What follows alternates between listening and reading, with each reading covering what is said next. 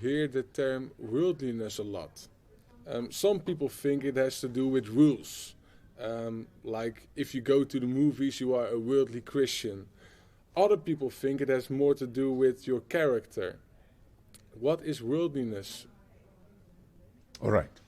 Again, if we can go to the example of the root and the shoot, or the foundation and the rest of the building.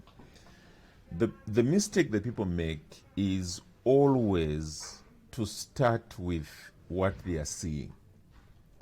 When you begin there, the problem is that you then end up with rules. You become like the Pharisees in the Bible, where if you walk 10 miles on the Sabbath, you've sinned, but if you walk 9.5, you haven't sinned. Things like that. Immediately you begin there, you are in serious problems, because then you start having to determine the length of a dress. You start having to determine, what movies you should watch and which ones you shouldn't watch, whether you can only watch the ones on TV but not at the cinema, theater, or whether it should only be on the internet but not on TV. You hear all these things. So worldliness has nothing to do with rules. My point is, don't start there. That's my point. Worldliness has to do with an attitude first and foremost. It has to do with the root. It has to do with your belief system. It has to do with your love for the world instead of your love for God. That's where it all begins. First John speaks in terms of those who love the world, the love of the Father is not in them. Is that worldliness? That's what worldliness amounts to. It's in the heart, loving the world, and therefore the love of the Father is not there. The result of it being the life you are now seeing out there, whereby the people are being determined by what is it that's exciting to my feelings, what's going to be pleasurable this weekend, and that's all that they're thinking. That's worldliness. Okay, it puts the love of the world first, rather than the love for God. Yeah. So an obvious example I can give is that two people can be watching the Netherlands national team, for instance, playing the World Cup final, and one is totally worldly, the other one is godly.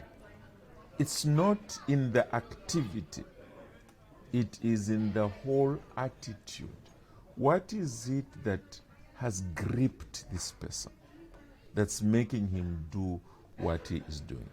Now, yes, a lot of the activities and the amount of time we give them, the amount of money we spend on them, those kinds of things, looking backwards, betray the fact, or they reveal worldliness.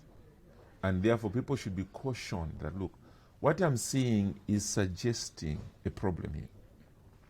But in solving the problem, you don't attack the activities primarily, you attack the heart.